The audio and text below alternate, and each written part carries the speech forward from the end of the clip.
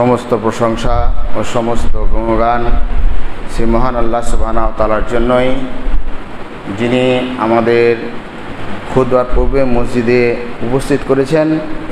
সে আল্লাহ সুবহানাহু ওয়া তাআলার লাখো কোটি প্রশংসা, তার ইজ্জতের মতো প্রশংসা, তার সম্মানের মতো প্রশংসা সকল বলি আমরা আলহামদুলিল্লাহ। তারপরে পরে আমাদের আখির নবী তাজদার মদিনী আহমদ মুজতবা মুহাম্মদ মুস্তাফা রাসূল আরবি সাল্লাল্লাহু আলাইহি সাল্লামের উপর অগণন দরুদ হোক। আল্লাহুম্মা সাল্লি আলাইহি আল্লাহুম্মা বারিক আলাইহি। আজকের খুতবার বিষয়বস্তু হচ্ছে 40 চাহারুম বারসি। তার আগে আমরা একটা মাসআলা বলি, যা অবশ্যই এর আগে বলেছি, কিন্তু আমল করছে কেউ করে না, স্টাডিও করে না, নিজে যেটা শুনে রেখেছে সেটাই, এটাও হতে পারে। প্রথমে কথা হচ্ছে যে মসজিদে রাসূল সাল্লাল্লাহু আলাইহি ওয়াসাল্লাম বলছেন যে ইদা দাখালাল মসজিদ সাল্লু রাকাতাইন, মসজিদে ঢুকে তোমরা 2 রাকাত নামাজ পড়ো। এমনকি খুতবা চলাকালীন কেউ যদি মসজিদে প্রবেশ করে তাহলে 2 রাকাত নামাজ পড়তে হবে। একজন সাহাবী রাসূল সাল্লাল্লাহু আলাইহি ওয়াসাল্লামের জামানায় রাসূল সাল্লাল্লাহু আলাইহি ওয়াসাল্লাম খুতবা দিচ্ছেন, এই মতো অবস্থায় এক ব্যক্তি মসজিদে এলেন, দাখালাল মসজিদ ফাজালাসা, মসজিদে এসে বসে গেলেন। রাসূল সাল্লাল্লাহু আলাইহি ওয়াসাল্লাম খুতবা দিতে অবস্থায় খুতবাকে বন্ধ করে দিয়ে বললেন, কুম ফাসাল্লি ফাইন্নাকা লাম তুসাল্লি, এই উঠো, যে 2 রাকাত নামাজ পড়ো, তুমি নামাজ পড়োনি। তো মসজিদে দাখিলা অর্থাৎ মসজিদে যে বসে যাবে তার এত গুরুত্ব যে খুতবা বন্ধ করার পরেও আল্লাহ রাসূল সাল্লাল্লাহু আলাইহি ওয়াসাল্লাম তাকে নামাজ পড়তে বললেন। এবং খুতবা সে ব্যক্তি চলাকালীন সে পড়েনি, বসে গেছে, তাহলে খুতবা শোনা ওয়াজিব। মসজিদে ঢুকা 2 রাকাত সুন্নাত পড়া সুন্নাত, তথাপিও তার এত গুরুত্ব বলা হয়েছে যে সে ব্যক্তি 2 রাকাত সুন্নাত পড়বে। এটা মসজিদের হক, এটা পারমিশন। আপনি কোনো জায়গায় গেছেন, একটা বড় 5 স্টার হোটেলে গেছেন, পার্লামেন্টে গেছেন, আপনি কোনো ডিএম অফিসে ঢুকেছেন, এসপির বাংলোতে ঢুকেছেন, আপনাকে পারমিশন নিতে হয়। তো আল্লাহ সুবহানাহু ওয়া তাআলার রাজপ্রাসাদ যে মানুষের জন্য তৈরি করেছেন, যেটা আল্লাহর ঘর, যেটা মসজিদ, মসজিদের অনুমতি হচ্ছে 2 রাকাত সালাত আদায় করা। এবার থাকলো কথা, আমরা যেটা জুমার দিন দেখি সচরাচর হয়ে থাকে যে মসজিদে যখন মুয়াজ্জিন সাহেব আজান দেয়নি তার আগে 2 রাকাত করে নামাজ পড়ে আর বসে যায়। বা দেখছি কেউ কেউ যখন খুতবা চলছে তো কেউ পড়লো বা বসে গেল, কিন্তু যখন আজান চলে কিছু লোককে দেখা যায় যে দাঁড়িয়ে থাকে। কিসের জন্যে? আজানে জবাব দেওয়ার জন্য। আজানে জবাব দেওয়া সুন্নাত, আর খুতবা শোনা হচ্ছে ওয়াজিব। ফতোয়া লাজনাতুদ দায়মা, যেটা হচ্ছে সৌদি আরবের সবচাইতে বড় ফতোয়ার বই, এবং শেখ বিন বাজ রহমাতুল্লাহ আলাইহির ফতোয়া এবং আলবানী রহমাতুল্লাহ আলাইহির ফতোয়া, যে মসজিদে যখন আজান চলবে জুমার দিন, সেই ব্যক্তি আজানের জবাব না দিয়ে ওই ব্যক্তি 2 রাকাত নামাজ পড়বে। সে আজান তার শেষ হয়ে যায় বা আজান সেই চলতে চলতে শেষ করে, কিন্তু ও অপেক্ষা করবে না আজানের জন্যে, ওকে 2 রাকাত নামাজ পড়তে হবে, ও দাঁড়িয়ে থাকবে না।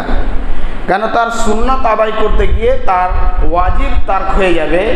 তাই সুন্নাতটা তাকে ছেড়ে দিয়ে তাকে আরেকটি সুন্নাত অর্থাৎ তাহিয়াতুল মসজিদ, এটা গুরুত্বপূর্ণ, ওর চাইতে সুন্নাত, এই সুন্নাতের উপরে তাকে কি করতে হবে? আমল করতে হবে, আর ওয়াজিবকে ধরার চেষ্টা করতে হবে। আশা করি বুঝতে পেরেছেন, আমল করার চেষ্টা করবেন। বলছিলাম আমরা আজ যে 40 চাহারুম বার্ষি করা, জেনে রাখা অবশ্যই উচিত হবে যে এগুলো হচ্ছে ফার্সি। চাহারুম 4, বার্ষি 1 বছরকে বলছে। তো এই জিনিসগুলো ফার্সি থেকে অর্থাৎ ফারিস থেকে এসেছে, কোরআন হাদিসের শব্দ নয়। কোনো জায়গায় পাবেন না চাহারুমের কথা, পুরো কোরআন খুলে দেখেন। বার্ষির কথা কোনো জায়গায় পাবে না, এই শব্দটাই পাবেন না। কিন্তু মৃত ব্যক্তির নামে চাহারুম, চালিসা, বার্ষি, সৌমি, কত রকমের যে নাম দিয়েছে এই কওমিরা, তো আল্লাহ জানে। জেনে রাখা অবশ্যই উচিত হবে যে মৃত ব্যক্তির কেউ কোনো জিনিস কোনো দিন উপকার করতে পারবে না 3টা জিনিস ছাড়া। মানুষ মরে যাওয়ার পরে মানুষকে ওই ব্যক্তির জন্য কেউ যদি কিছু করতে চায় তাহলে 3টা জিনিস ছাড়া কোনো ব্যক্তি তার কবরে কিছু পৌঁছাতে পারবে না। মানুষ মরে গেছে, ওর আমল শেষ। ওই যা করেছে, নামাজ রোজা করেছে, হজ জাকাত করেছে, দান খায়রাত করেছে, ভালো মন্দ করেছে, বিড়ি সিগারেট তামাক গুল নস্যি যা খেয়েছে, ওর নিজের ব্যক্তিগত ব্যাপার, খালাস একদম। তার সঙ্গে আর কোনো জিনিস মানে চলে না। এবাদত চলে, এবাদত করতে পারে, এবাদত আল্লাহর কাছে পৌঁছাতে পারে, সেটা হচ্ছে জীবিত ব্যক্তি। মৃত ব্যক্তি এবাদত পৌঁছাতে পারে না, ও চলে গেছে। মৃত ব্যক্তির 3টেই শুধু পদ্ধতি রয়েছে, যেটা জেনে রাখা অবশ্যই উচিত হবে আমাদের। যে মৃত যখন হয়ে যায় তখন অদৃশ্য হয়ে যায়, আর অদৃশ্যের খবর শুধু আল্লাহ সুবহানাহু ওয়া তাআলাই জানেন। যখন আল্লাহ সুবহানাহু ওয়া তাআলা জানেন তো আল্লাহর রসুলই এই ব্যাপারে বেশি জানবেন, আমরা বেশি জানবো না। তাহলে আল্লাহর রসুল কি বলেছেন সেই নির্দেশিকা বলিতে তাদেরকে আমল করতে হবে, নচেত তার আমল বৃথা হয়ে যাবে। তো আল্লাহ রসুল কি বলেছেন? মান মাতা ইনসান, মানুষ যখন মরে যাবে, ইনকাতা আমালু, তার সমস্ত আমল বন্ধ, ইল্লা মিন সালাসা, 3টা জিনিস ছাড়া। কি? একটা হচ্ছে সাদাকায়ে জারিয়া, অর্থাৎ দান। আপনি যদি দান করেন তাহলে আপনার ওই মৃত ব্যক্তিকে আপনি সব নেকি, তার আমলে কোনো যদি ঘাটতি থাকে তাহলে তাকে আপনি উপকার করতে পারবেন, যেটা আল্লাহ রসুল নিজে বলেছেন। আপনাকে দান করতে হবে বেশি বেশি করে। রাসূল সাল্লাল্লাহু আলাইহি ওয়াসাল্লাম বলছেন ইন্না সাদাকা তুদফিউ হাররাল কুবুর, দান মানুষের কবরের আযাবকে এরকম করে মিটিয়ে দেয় যেরকম জ্বলন্ত আগুনে 1 বালতি পানি ঢেলে দিলে একটা চুলার উপরে ধপ করে বন্ধ হয়ে যায়, ওরকম মৃত ব্যক্তির পক্ষ থেকে কেউ যদি দান করে তার কবরের আযাবকে বন্ধ করে দেওয়া হয়। আমি বলি না যে আপনার বাপ জাহান্নামে আছে কি জান্নাতে আছে। আপনি যে খাওয়ার যে অনুষ্ঠানটা করেছেন 4 দিনের দিন, এটা অবশ্যই আপনি নেকির জন্য করেছেন, বা কোনো বালা মুসিবত আছে বা যদি থাকে তাহলে এই আশাতেই করেছেন আপনি। তো আপনি এই মৃত ব্যক্তির পক্ষ থেকে আপনি দান করুন না কেন? আর মৃত ব্যক্তির পক্ষ থেকে আপনি যে খাওয়াবেন, তো খাওয়াটা হচ্ছে একটা সাদাকা, আর সাদাকা সবাই খেতে পারে না। আপনার বাপ মরেছে তো আপনার কি বিয়া লেগেছে নাকি? হ্যাঁ, আপনার মা মরেছে তা আপনার কি থুবড়া নাকি? আপনার বাপ মরেছে, আপনার মা মরেছে, আপনি বড় থেকে ছোট পর্যন্ত সমস্ত লোককে ইফতারে আপনার কি বলে দাওয়াত দিয়েছেন, আর দাওয়াতে অনুষ্ঠানে এসে আপনাকে কাপড় দিয়ে যাচ্ছে। মরেছে ওর স্বামী, ওই মেয়েকে কাপড় দিয়ে যাচ্ছে। মরেছে ওর স্ত্রী, ওই লোককে লুঙ্গি দিয়ে যাচ্ছে, পাঞ্জাবি পায়জামা দিয়ে যাচ্ছে। তো ওর স্ত্রী মরে কি ওর বিয়ে হলো নাকি? হ্যাঁ, না ওর স্বামী মরে যায় বিয়ে হয়ে গেছে? এত খুশি কিসের? কাপড় দেওয়া দেই, খাওয়ার অনুষ্ঠান। মার্জিকার থেকে নামছেন একদম ব্যাগ নিয়ে মৃত্যু ব্যক্তির বাড়িতে, মনে হচ্ছে যে শপিং মলে ঢুকছে, মানে 5 স্টার হোটেলে ঢুকছে। হ্যাঁ, মৃত ব্যক্তির যে লোকগুলো খাওয়ারটা খেতে এসেছেন, আপনি কি সাদকার মাল খাওয়ার যোগ্য? আর খাওয়াবেন তো ডেট ধরে কেন খাওয়াবেন? আপনার মনে তো কোনো দিন একটুক জাগেনি? এই যে সদর হসপিটালে যান, কত অসহায় লোক পড়ে আছে খাওয়ার জন্যে। আপনি কোনোদিন 10টা প্যাকেট বিরিয়ানি নিয়ে গেছেন? রাস্তার পথে যে বসে আছে ফকিরগুলো, কোনোদিন দিয়েছেন? আপনার বাড়িতে যে এসে বলছে যে মা 2টা টাকা দাও শুক্রবারের দিন, আপনি কোনোদিন বলেছেন যে আজকে আমি ইলিশ মাছ রান্না করেছি, আজকে খাসির মাংস রান্না করেছি, আজকে গরুর মাংস রান্না করেছি, আজকে দেশি মুরগি রান্না করেছি, তা আজকে 10টা ফকিরকে আমি আত্মা ভরে তাকে খাওয়াবো? লাইফে আপনি করেছিলেন? আপনার বাপ মরল তখন আপনাকে সুরসুরিটা কে দিয়েছে? আপনাকে এই বুদ্ধিটা কে দিয়েছে? অবশ্যই আমাদের মতো ওই লম্বা পাঞ্জাবি আর মাথায় পাগড়ি সাদা পোশাক পরনেওয়ালারা দিয়েছেন।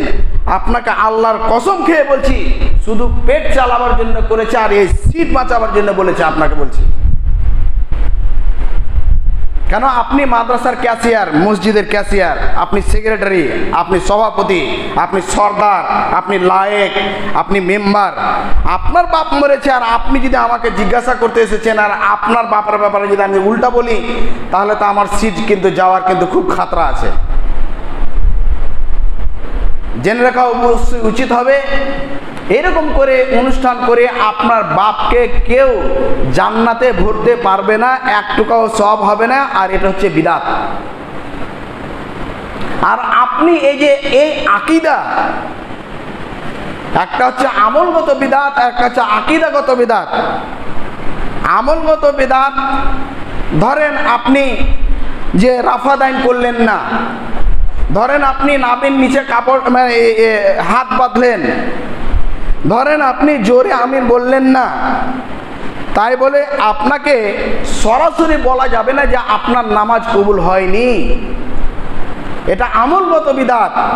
কিন্তু আপনার আকীদাগত যদি বিদআত থাকে যে আল্লাহ সুবহানাহু ওয়া তাআলা সব জায়গায় আছেন, মৃত ব্যক্তি বাড়িতে আসে খাওয়ার জন্যে, মৃত ব্যক্তির রূহ ঘোরাফেরা করে, আল্লাহ রসুল নূরের তৈরি, কবর থেকে মানুষের যদি কিছু অবস্থা না থাকে তো বাড়িতে আটা ছিটিয়ে রাখো, 3 দিন পানি দেওয়া কোনো জিনিস খাবে না, শুকনো জিনিস খাবে। এই সমস্ত যদি আকীদা থাকে তাহলে আপনাকে কেউ বাঁচাতে পারবে না, কোনো মুফতি বাঁচাতে পারবে না, কোনো মৌলভী সাহেব বাঁচাতে পারবে না, কোনো ইমাম সাহেব বাঁচাতে পারবে না, জাহান্নামে ফিরিতে যাবেন। আর এই লোকগুলো একটা মদখোর, জেনাখোর, দাগাবাজি, সুদখোর, ধোকাদার, চোলাবাজি যারা করে বেড়ায় এর চাইতেও খারাপ। ওই মৌলভী সাহেব ওই একজন মদখোরের চাইতে খারাপ, একজন সুদখোরের চাইতে খারাপ, একজন জেনাবাজ লোকের চাইতে খারাপ, একজন ধোকাবাজি মিথ্যুক মুনাফিকের চাইতে খারাপ। কেন? ও যে করে, যে ব্যক্তি মদ পান করে, ও কোনোদিন, ওকে জিজ্ঞাসা করে দেখবেন বা ওর নিজের অন্তরকেও বলে যে আমি যে মদ খাচ্ছি এটা অবশ্যই ভুল করছি আর এটা গুনাহ হচ্ছে। ওকে বলবেন ভালো করে, একজন মদখোরকে বুঝিয়ে বলবেন যে ভাই তুমি যে মদ খাচ্ছ, তোমার পয়সাও যাচ্ছে, তোমার শরীরও যাচ্ছে, গুনাহ তো অবশ্যই আছে, বাচ্চা কাচ্চা বিলীন হয়ে গেল, তুমি এটাকে ছেড়ে দাও। তখন ও বলবে যে আমি বড় পাপী রে ভাই, সত্যি আমি মদ ছাড়তে পারিনি, এটা আমার দোষ। অবশ্যই ছেড়ে দেওয়া উচিত, কিন্তু কি করব, পারি না। ওই এরকম নম্রভাবে কথা বলবে, কেন ওর অন্তরে আছে যে আমি পাপ করছি। একজন সুদখোর, ওই সুদখোরকে আপনি বলবেন যে সুদ যদি 1 টাকা খাস তাহলে তোর মায়ের সঙ্গে 36 বার জেনা করার সময় গুনাহ পাবি। এই তুই সুদ খাওয়া ছেড়ে দে, কেন তোকে রক্ত আর পুজোর নদীতে ডুবাবে। জেনে রাখ, যদি তুই 1 টাকা সুদের খাস তুই, তাহলে অবশ্যই অবশ্যই কিয়ামতের মাঠে তার বড় ভয়ানক আযাব হয়ে উঠবে এবং তুই জাহান্নামে যাবি, তোর ছেলে পিলে বিলীন হয়ে যাবে। ওই ব্যক্তিটাকে বুঝাবেন তো ওই ব্যক্তি বলবে, মনে মনে বলবে এবং আপনার সামনেও বলতে পারে যে না আমি ভুল করেছি। হতে পারে যে অর্থের লালচে, টাকার লালচে, বাড়ির সুখে, এসি চলছে, সুন্দর গাড়ি, সুন্দর লোকের সঙ্গে উঠা বসা, এর প্রলোভনেতে সে ছাড়তে পারে না, কিন্তু মনে মনেও হলেও আপনার সামনে স্বীকার না করলেও মনে মনেও স্বীকার করবে যে আমি এটা পাপ করছি। এইরকমই একজন ক্যারেক্টারলেস লোককে আপনি বলেন যে এই যে এই কাজগুলো যে করছিস, তুই ইফটিজিং করছিস, এই করছিস, ও করছিস, তো তোরও তো ছেলে মেয়ে আছে বা তুইও ছেলে মেয়ে হবি, তোবা কর।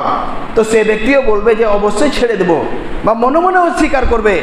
কিন্তু ওই মৌলভী সাহেব, যে মৌলভী সাহেব বেদাতকে আশ্রয় দিয়েছে, ওই মৌলভী সাহেব, যে মৌলভী সাহেব শিরককে আশ্রয় দিয়েছে, ওই মুফতি সাহেব যে কুলখানি চাহারুন চালিসা বার্ষিক করে বেড়ায়, ওই মুফতি সাহেব, ওই মাদ্রাসার হেড শিক্ষক, ও জিন্দেগিতে ছাড়বে না, জিন্দেগিতে ছাড়বে না, জিন্দেগিতে ছাড়বে না। কারণ হলো এ নেকি নিয়ত করেছে। মদখোর ও মদ পান করে, ও গুনাহ মনে করে যে গুনাহ হচ্ছে। সুদখোর সুদ খায়, ও মনে করবে যে আমি সুদ খাচ্ছি। একজন ব্যভিচারী ব্যভিচার করছে, চুরি করছে, ও মনে করবে যে আমি পাপ করছি। কিন্তু ওই মুফতি সাহেব যে কোরআন খানি করে চাহারুন করেছে, ওই যে 4 দিনের দিন যে খাওয়ার যে অনুষ্ঠান করেছে, ওই যে সবাইকে নিয়ে কোরআন খানি করেছে, ওই যে বার্ষির সময় ওই লুঙ্গি পেয়েছে, ওই মানুষকে বুঝিয়ে রেখেছে এটা নেকি, আর ওই নিজেও করছে আর অপরজন করছে। তাহলে একটা মুফতি সাহেব, একজন মৌলানা সাহেব, একজন সাধারণ মৌলানা একজন পাবলিককে শুধু ধোঁকা দেওয়া, প্রতারণা, পেট চালা আর নেকির নিয়তে করেছে, তার জন্য ও জিন্দেগিতে ফিরে আসবে না। খুব কঠিন। আল্লাহ যেন আমাদের হেফাজত করেন, আমিন। আশা করি মনে হয় বুঝতে পেরেছেন যে ওই ব্যক্তিটা কি করে।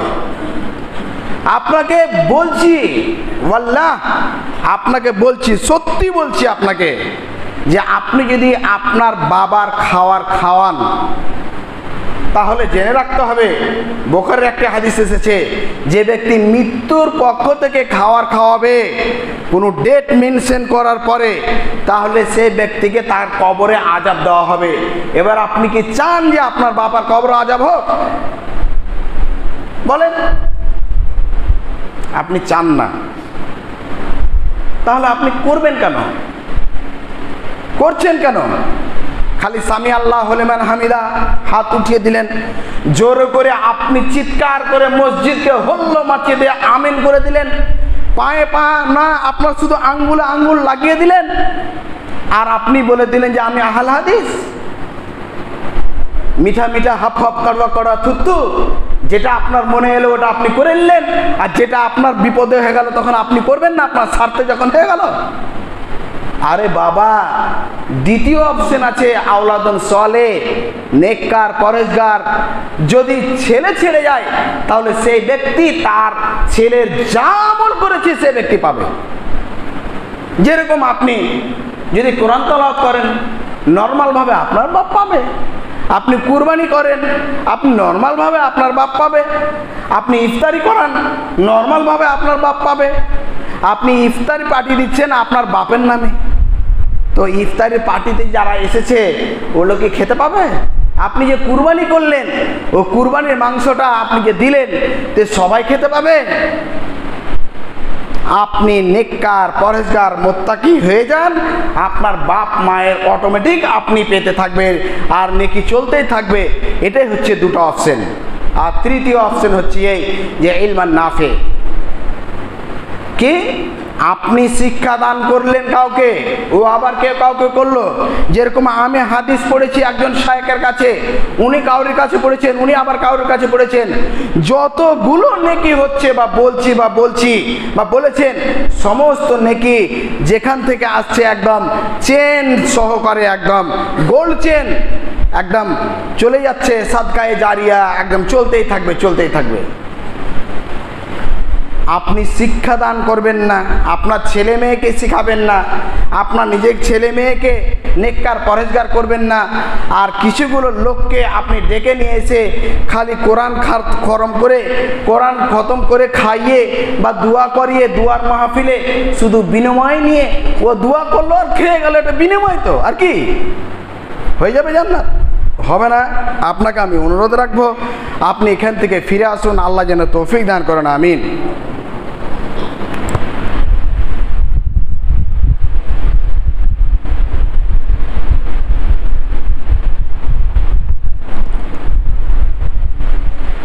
ইন্নাল হামদুলিল্লাহ ওয়াসসালাতু ওয়াসসালামু আলা রাসূলিল্লাহ ওয়া আলা আলিহি ওয়া সাহবিহি আজমাইন, আম্মা বাদ।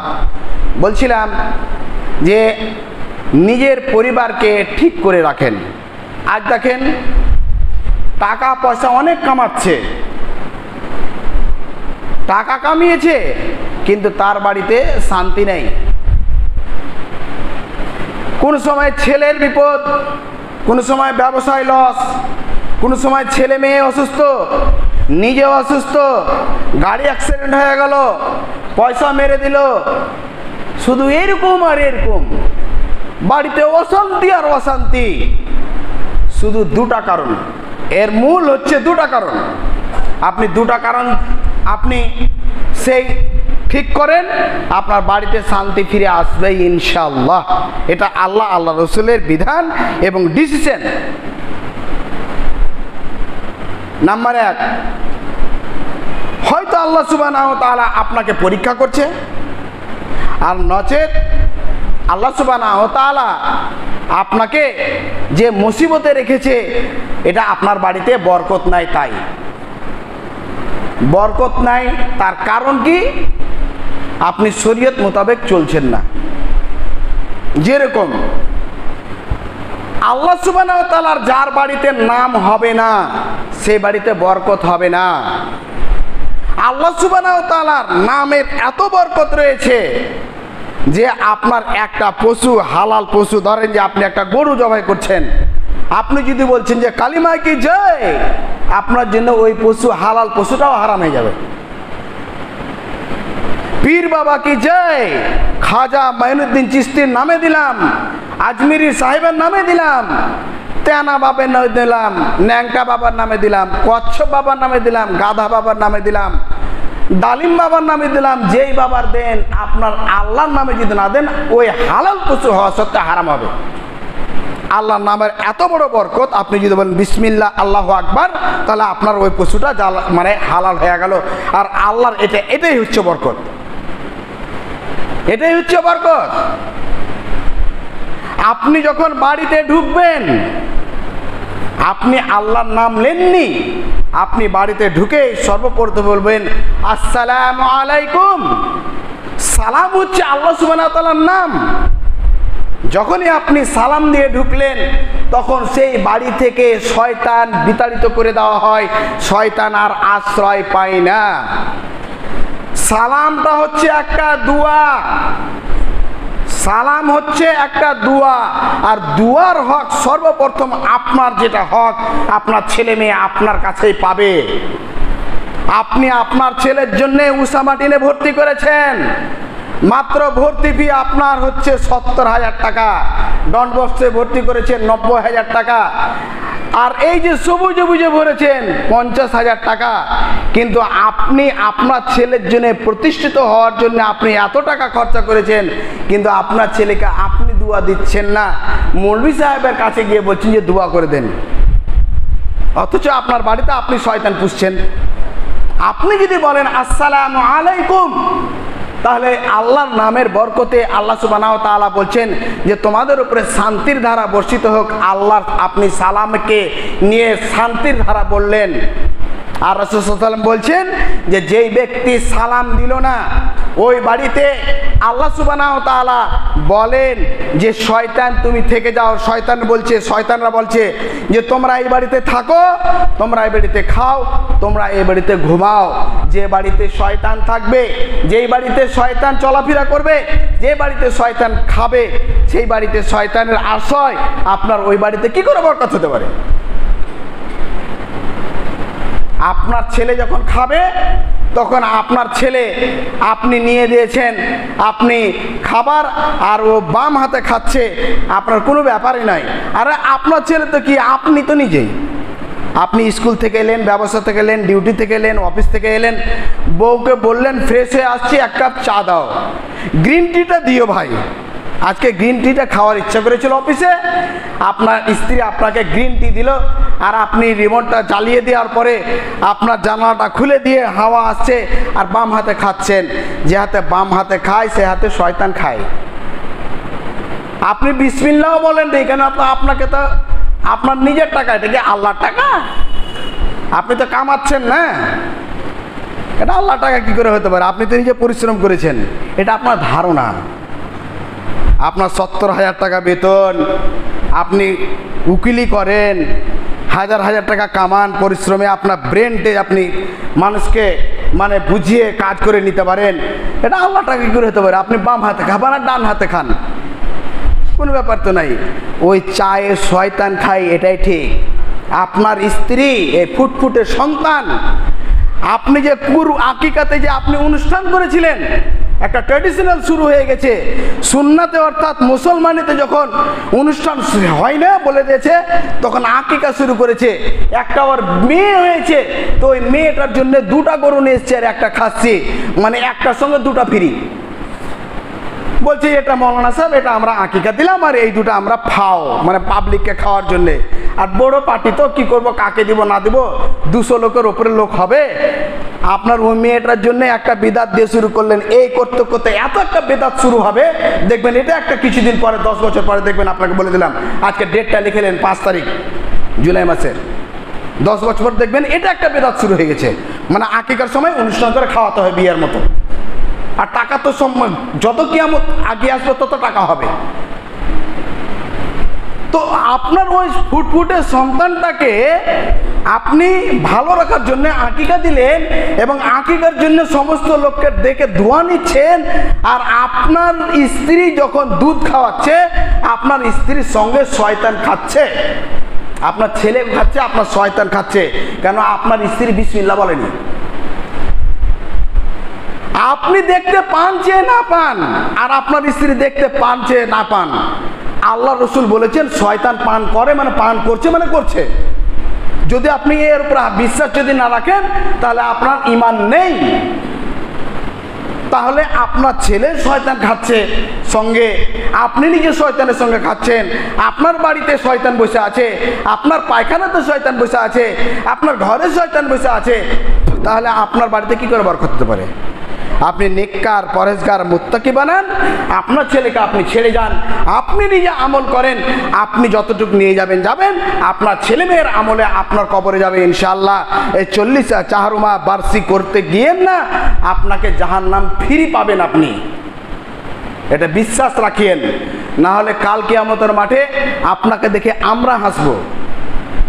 আপনাকে বলছি, বিশ্বাস যদি থাকে, রাসূল সাল্লাল্লাহু আলাইহি ওয়াসাল্লাম বলছেন, এবং কোরআনে কারিমে তাবারাকাল সূরার মধ্যে এসেছে 29 পারায়, যখন তাদেরকে জাহান্নামে ধরা হবে, তখন বলা হবে আলাম ইয়াতিকুম নাজির, তোমাদেরকে কেউ ভয় দেখানোওয়ালা ছিল না গো, তোমরা যে এগুলো কাজগুলো করেছো। তখন আপনারাই বলবেন যে কালু বালা, অবশ্যই বলেছিল, হ্যাঁ না অবশ্যই বলেছিল। ফাকাযযাবনা, আমরা তাদেরকে মিথ্যা মনে করতাম, ওদের কথা এই বলছে, এই বলছে, আমরা যাবো কোনটা, হ্যাঁ কর। ফাকাযযাবনা, আমরা মনে করতাম না মিথ্যা বলেছে। ওয়াকুলনা মা নাযালাল্লাহু মিন শাই, আমরা মনে করতাম কোন কোরআন হাদিসে এগুলো কোনো জিনিসই নাই, নাজিলই হয়নি। 41 নম্বর সূরা 29 নম্বর আয়াত, হামিম সাজদা সূরার নাম। ওয়াকালাল্লাযীনা কাফারু, আল্লাহ বলছেন যে কাফেররা বলবে আরিনাল্লাযাইনি আযাল্লানা, যারা জাহান্নামে যাবে ওরা বলবে, যারা পথভ্রষ্ট করেছে আমাদের কথা শুনবেন না তো, কিছু এই যে এরকম আর এরকম টুপি আর এরকম, ওদের কথা শুনেছেন কিনা, তখন ওদেরকে বলবে ওয়াকালু, তারা বলবে ওয়াকালাল্লাযীনা কাফারু, কাফেররা বলবে আরিনাল্লাযাইনি মিনাল জিন্নি আযাল্লানা, আমাকে দেখিয়ে দাও তো আল্লাহ ওই লোকগুলো যে আযাল্লানা, যারা আমাদেরকে পথভ্রষ্ট করেছিল, মিনাল জিন্নি ওয়াল ইনসি, জিন এবং ইনসান থেকে, তাহতা আকদামানা, তাদেরকে লাত দিব, লাত। বুঝতে পেরেছেন তো? যারা পথভ্রষ্ট করেছে আপনাদেরকে, তাদেরকে এই দুনিয়াতে লাত যদি না মারেন, ওই দুনিয়াতে অবশ্যই মারবেন, আল্লাহ নিজে বলেছেন। তো যারা লাত খাবে খাগা, আমরা লাত খাওয়ার দরকার নেই, আপনাকে বললাম আপনি আমল করবেন করবেন, আপনি না করবেন না করবেন। আল্লাহ যেন আমাদের আমল করার তৌফিক দান করেন, আমিন। আল্লাহ আমাদের যা ভুল হয়েছে আল্লাহ তুমি ক্ষমা করে দাও। আল্লাহ রাতের অন্ধকারে দিনের আল্লাহ তো যা ভুল হয়েছে আল্লাহ তুমি ক্ষমা করো। আল্লাহ জেনে জেনে বুঝে বুঝে যা পাপ করেছে মাফ করো। আল্লাহ আমাদের টাকা পয়সাতে বরকত দাও। আল্লাহ অসুস্থদেরকে সুস্থতা দান করো। আল্লাহ মরার সময় কলমা নসিব করিও। আমাদের একজন পেশেন্ট সর্দার সাহেবের জামাই বললেন ওর ভাগ্নি নাকি ক্যান্সার পেশেন্ট, খুব অসুস্থ হয়ে আছে। আল্লাহ যেন তাকে শেফাতে কামেরে জাল মুস্তাক করেন, আমিন। খোকন ভাই ভাস্তির অপারেশন হয়েছে, আল্লাহ তাকে সুস্থতা দান করেন, আমিন। আল্লাহ আমাদের মধ্যে অনেক লোক রয়েছে, হসপিটাল রয়েছে, মেডিকেলে রয়েছে, অনেক লোক অসুস্থ আছে, তারা দুয়ার সে হক রাখে, আল্লাহ তাদেরকেও সুস্থতা দান করো। আল্লাহ আমাদের মধ্যে অনেকগুলো লোক রয়েছে যারা ঋণগ্রস্ত, আল্লাহ ঋণকে পরিশোধ করার তৌফিক দান করো। আল্লাহ আমরা যেন মরার সময় কলমা নসিব করি। আল্লাহ যেন হাতে যেন ডাহান না আমলনামাটুকু থাকে। আল্লাহ পুলসিরাত যেন চট করে পার হয়ে যায়। আল্লাহ আমরা যেন হজ কসরে পানি পান করতে পারি। আল্লাহ তোমার যেন রহমতে বরকতে যেন জান্নাতুল ফিরদৌসে সবাই যেন অংশগ্রহণ করতে পারি। ওমা তৌফিক ইল্লা বিল্লাহ, রাব্বানা তাকাব্বাল মিন্না ইন্নাকা আনতাস সামিউল আলিম ওয়া তুব আলাইনা ইন্নাকা আনতাত তাওয়াবুর রহিম। সাল্লাল্লাহু আলা খাইরিল খালকি মুহাম্মাদিন ওয়া আলা আলিহি ওয়া সাহবিহি বিরহমাতিকা ইয়া আরহামার রাহিমিন।